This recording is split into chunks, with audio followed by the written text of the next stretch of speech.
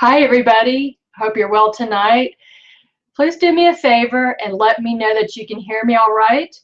If you go to the top right of your screen where you see the first button that says chat, go ahead and click on that and just type a comment that you can hear me.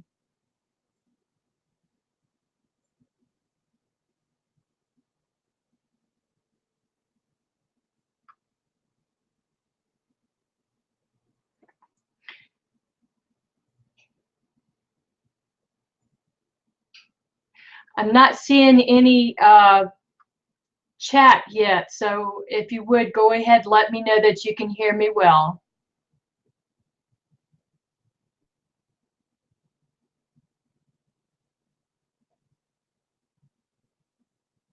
Okay, well, let's get this going. And you might wonder, why did I want to do this webinar about how to command respect in your life and your business? First of all, oh, thank you, Jason. Thank you for responding. First of all, I want to talk about respect because that's something that so many times we feel that we're short on, respect. So I want to tell you about my story. And I'll even begin today with an event I went to this morning. I went to a networking event here in Asheville, North Carolina, in the mountains where I live. And the first thing that came up was the subject of respect. And this networking event involves, typical networking where everybody gets a minute to talk about themselves. And there was a person that was constantly texting, interrupting, and just not being considerate or very respectful. And they just didn't get it. So today, let's talk about respect and how we can get that respect, because it's something we all need. It's something we all deserve. So my name is Dawn Westmoreland, and a little bit about me. I am retired from the Air Force. I spent 20 years in the Air Force in human resources, and I traveled abroad, mostly in Europe and all throughout the States, worked in human resources about 20 years, and I was an Air Force recruiter and a first sergeant, which is like a leadership position with the enlisted people. So I've been watching out, caregiving for people in leadership positions for quite a while. About 10 years ago, I retired from the Air Force, and then I got into hypnotherapy. And I got into hypnotherapy because I was going through a very stressful time of my life. So let me fast forward from 10 years ago to about 5 years ago. I started to work for the Veteran Affairs, and I thought that would be a good job for me. And that's a place that is supposed to take care of military veterans. So while I was working in the military, the Veteran Affairs, I had noticed a lot of prohibitive personnel practices. For example, I noticed unfair hiring practices and training opportunities that were not given to other people. So I knew that was illegal. And let me also throw in that I have a master's degree in management HR. So with my background, I knew that these activities in the Veteran Affairs were definitely illegal and unfair. So I spoke up, and when I spoke up about it, immediately I got bullied for it. Now, I'll be first person to tell you that I'm a very strong person. Anybody that spends 20 years in the Air Force usually becomes very strong, and you go through a lot of trials and tribulations. And so once I started reporting them, the harassment got so severe that my phone was being monitored. Surprisingly, I could not call my mother or another person who also had a case against the same management. So I was denied medical rights, and eventually my pay was cut off. The stress of feeling like I was stalked and harassed, after 2 years, it just about did me in. And I just really felt broken down and tired and just utterly exhausted. Now, at no time did I ever feel suicidal, but to be quite fair, I was very flat, and I felt very humiliated. The defamation of my character was really just absolutely unnerving. So after a long term of harassment, I end up passing out at work. And it's hard to imagine if you knew me 10 years ago. I was a very confident, uh, very positive person. Nothing could get me down. You know, that's something that the Air Force brought out of me. But after long-term harassment and lots of people out to get me, I just become exhausted, mentally exhausted and depleted. And always having to look over your shoulder is very exhausting too. So I passed out. I passed out 2 times at work. The first time I was ambulanced to a Veteran Affairs hospital, which was about 20 minutes away. And then the second time I passed out, I was also taken there. And at that time, my medical records were so they were so documented from all the harassment and whistleblowing charges and what it was doing to me physically and mentally. I end up in the mental health ward. And for some people, that'd be very hard to say to other people, you know, guess what? I ended up in the mental health ward. But I did. I did because I was so depleted. I was so tired. I was so worn down. And my psychiatrist wanted to have, you know, me in a safe place where I could rest and heal.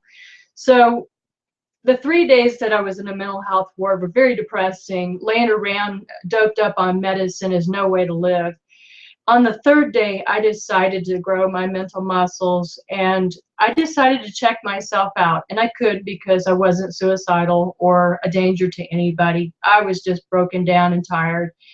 So I checked out after the third day, and I went home. And I promised myself that no matter what, I would get through this. So at this time, I'm scraping all the money I possibly had. And mind you, my pay had been cut off. And so I did without a lot of things to be able to sacrifice to hire an attorney. And of course, having an attorney really does help on the legal side. So after my attorney and I got together, we let me back up and say that I provided a lot of documentation with my HR experience of 22 years. I provided a lot of documentation to the attorney. We worked together, and then in March, early March of this year, 2 days before the Equal Employment Opportunity Commission hearing, the Veteran Affairs was really willing to settle with me, and I did settle. So I took that money, and something I've always been passionate about is helping people, empowering people, and doing the right thing. I come from a family that has been humanitarians for a long time. I started a nonprofit called the Foundation of Respect, and it's still growing. In fact, I even have alliances. I have another person that I'm working with that's an HR expert. So I'm now able to provide 20-minute consultations with anybody who's being bullied. And I'm also now able to refer people out that need HR expert help. You might say, well, Dawn, you just said you have HR experience. I do. But my experience or my calling is as a life coach. 1 week after I settled with the Veteran Affairs, I did become a life coach. I went through a 7-month program with IPEC, and then I got to become a professional coach. So today I go out and I talk about my experience. And I talk about my experience not because I want anybody to feel sorry for me. I never felt sorry for myself except for a short time while, you know, before I was in the mental health ward. And after that, I just got sick and tired of being a victim. So if you've ever felt like a victim, you know, it's the most awful feeling in the world, to feel like you have no power, that nobody respects you. So today I am forming alliances with other people so I can get out there and support employees that are being bullied in the workplace or help them with recovering. And also as a life coach, I work with empowering people too, whether they've been bullied or not. And I'm quick to tell people that sometimes the biggest bullies are ourselves. And I know without a doubt in my mind that the biggest bully was not the people that stalked me, harassed me, and monitored my phone. It was myself. It was myself because I decided to be a victim, and for a short time, I was ready to give up. And after I realized that I was sick and tired of being sick and tired of, feeling and being and acting like a victim, I decided to take massive action. And when I did, people noticed that. And then I formed a lot more respect. So I want to encourage you, for anybody that's come on, if you go to the top part of your screen and you look where it says chat, you can click on it. You can send questions to me if you have any questions.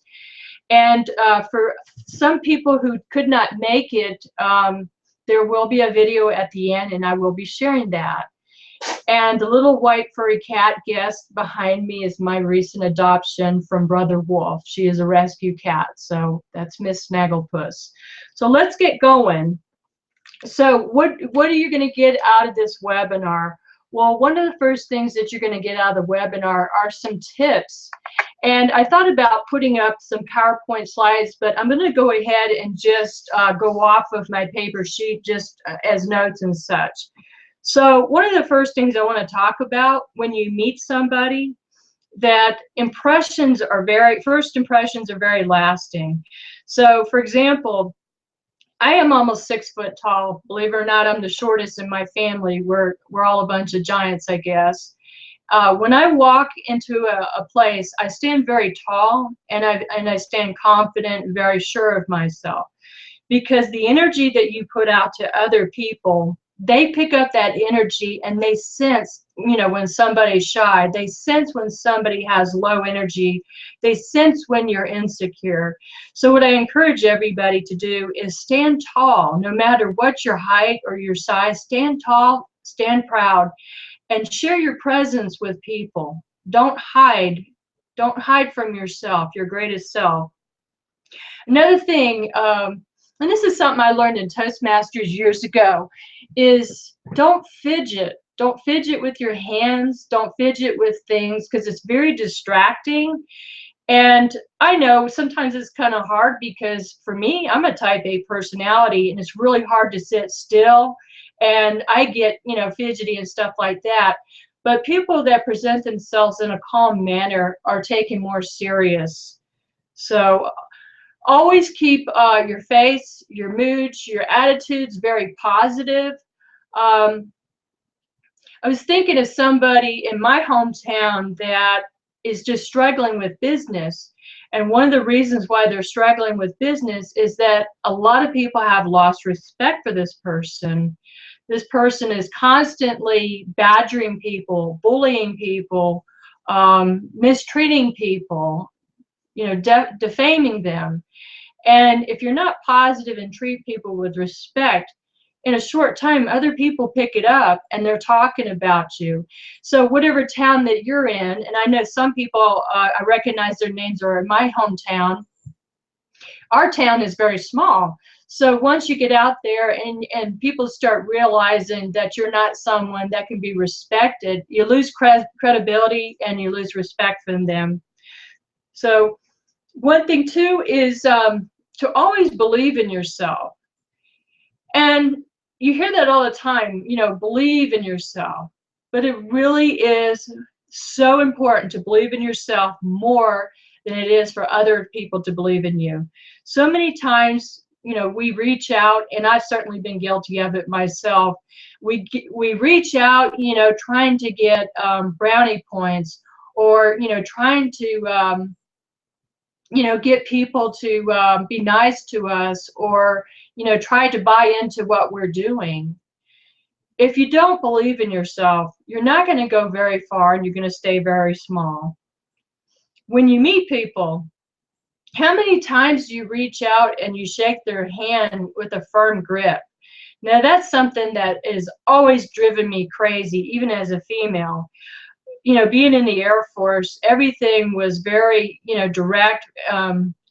It was firm handshakes all the way, because when you give a real soft handshake, unless the person's very fragile, people get impressions of you that you're not a confident person. So put that energy out there. In fact, there's been studies that when you shake somebody's hand, that they're twice as likely to remember you than if they did not shake your hand. So a long time ago, my brother told me, or he said a saying that you're always on parade. And I said, what do you mean? What do you mean that you're always on parade? Well, what he meant by that is even when you don't think that anybody's looking or paying attention, whether you're online on Facebook, social media, out in the public, people are always noticing you and they're always forming judgment of you. So it's really important to carry yourself with respect and dignity and confidence. Now, I'm more of an introvert than an extrovert, and that actually shocks a lot of people, but I've been able to get out there and get out of the comfort zone because I just have that gift and those talents, and I'm very grateful for it. In fact, it really helped me when I was an Air Force recruiter and I had to get out there and recruit in half the state of South Dakota. So always remember that you're on parade, carry yourself well, carry yourself with dignity, and walk the talk. If you just are constantly saying things and you don't follow up and walk the talk, you lose credibility, you lose professionalism. So if you say that you're going to do something, do your very best to honor it and keep that respect going. Be a good model, be a good role mentor, because you never know who's watching you. So I say live with dignity and class. Another thing, you see a lot of bragging on Facebook. And I know I get out there and I say I'm excited about things too. But when you're constantly bragging, what you're telling people is that you're insecure. Because if you really are good at what you're doing, you're a great person, you really don't need to have all that bragging. Now, I'm not discouraging anybody from getting out there and being happy about their son or daughter's achievements or themselves. But I'm really talking about the people that get out there and just brag, brag, brag, brag, brag, I think that you get a lot more respect when you notice other people's abilities and you stand up and say, hey, I'm really proud for you for XYZ, or commend somebody, especially somebody that needs the encouragement. Now, I just had a chat earlier with somebody that put a whole lot of time in a presentation. They were going to do a workshop. They spent a lot of money. In fact, the mayor got in, to help and advertise. But for whatever reasons, nobody showed up. And this is a really well-respected person. And, this could happen. This could happen to me. In fact, one time I did that. I was trying to explain what hypnosis is because I'm certified in hypnotherapy, and nobody showed up. And I just felt I felt so dejected, And then, I was able to go back and look at, how I could have done things differently, targeting my market and such. But to get to the point, the girl just needed encouragement. She needed to hear that, hey, other people have been in her shoes. It takes time to build a practice. It takes time to build our businesses and to always stay encouraged. When we gossip about other people, we are really disrespecting ourselves. Have I ever gossiped? Yes, I have.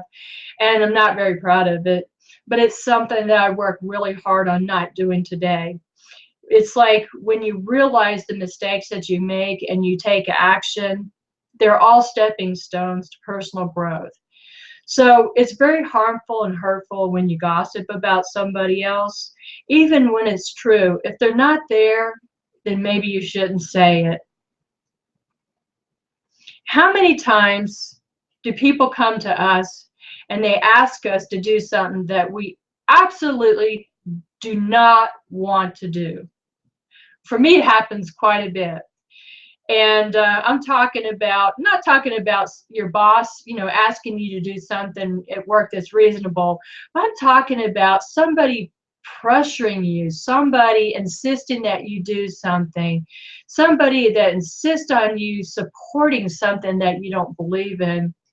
You got to stand in your personal power and say no. If you do not say no, you lose self-respect within yourself. Remember what I said, sometimes the biggest bullies are not out there. They're ourselves, our ego saying, oh, if I don't do it, this person is not going to like me, or they will not endorse me, or they won't buy things from me, or I won't be popular. But what is important is to stand in your truth and your dignity. And if you don't want to do something and you don't want to take a stand on something you don't believe in, have the guts and the courage to say no. And it may be uncomfortable. It might be very uncomfortable, but that's okay because it gets easier and easier. With that said, boundaries.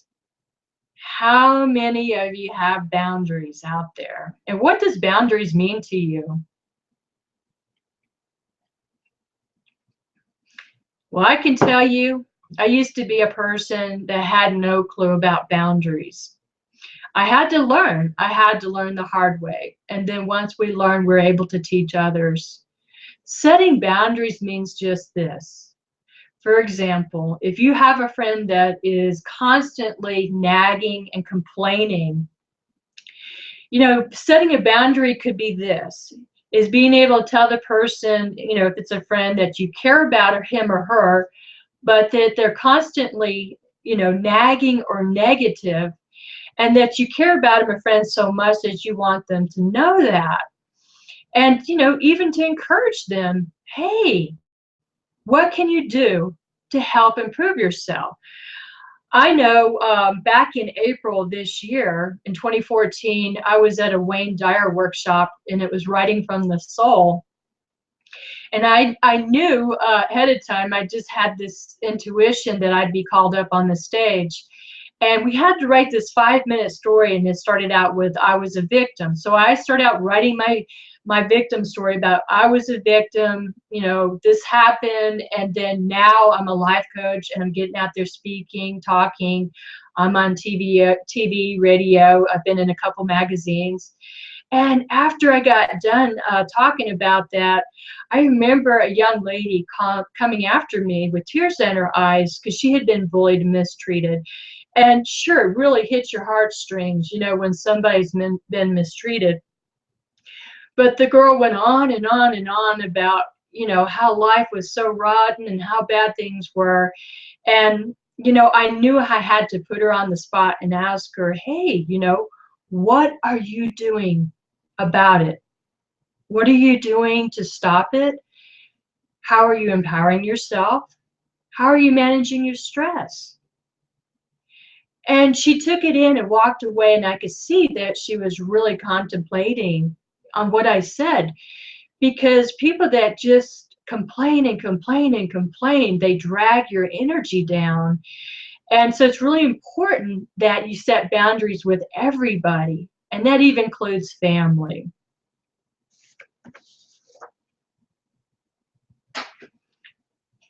Who are your 5 closest people to you, or your friends? And yes, it might be your family. I get it.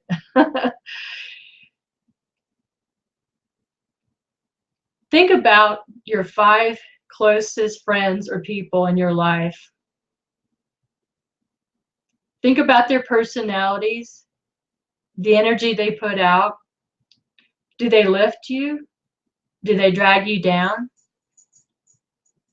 Well, I know you can't necessarily get rid of your family, and I don't encourage that one bit. But consider the people that are around you in your life that you do have control over. I had to reevaluate my friends after I went through all my trauma and drama. And I realized that, it's just further down the path than them. And I realized that I wanted to be empowered, that I didn't want to be a victim. And I didn't want to be around people that were complaining all the time, that were not willing to grow and learn and move on. So consider how positive these people are. Do they accent your life, or do they harm it? Now, I'd like to open it up. Does anybody have any questions at this point? It's been really exciting. If you have any questions, please go ahead and hit the chat. Send me a note if you have any question. I'll wait a second. And it's good to see Reverend Elaine, Janet, Jason, Maureen, Christy, and there's some others on there. It's good to see you.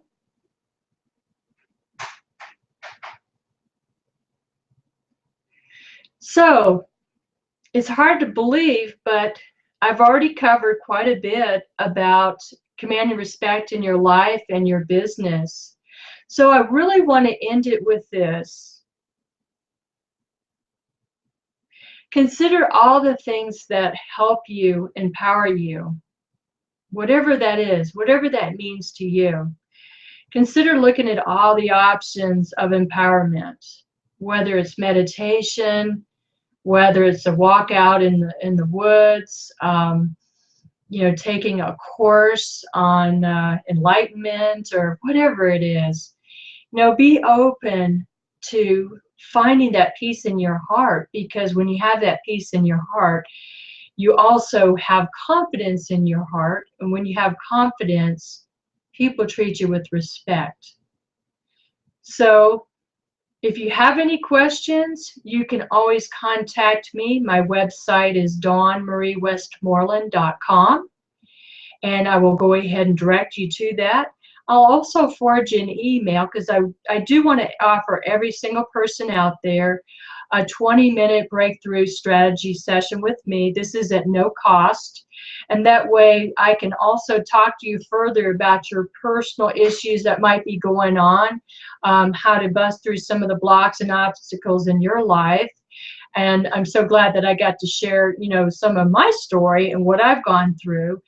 And hopefully none of you have had to spend time in the mental health ward like I did. But I just finished writing a blog, The 5 Things I Learned in the Mental Health Ward. And sometimes you think that, you know, that these dark times that you don't get anything from it, but that couldn't be further from the truth. I really learned a lot about myself. I learned how strong I was, and I learned that I was one hell of a fighter and I was not backing down. So because of that courage and the respect that I showed myself, I was successful in getting a settlement. So to every one of you, thank you so much from wherever you're coming from. And I will go ahead and send that special to you as a 20-minute breakthrough to success consultation with me. So if you have any questions, I'll wait a couple more minutes, and then I'll go ahead and direct you to that site. And again, thank you so kindly, and I will be doing more webinars in the near future.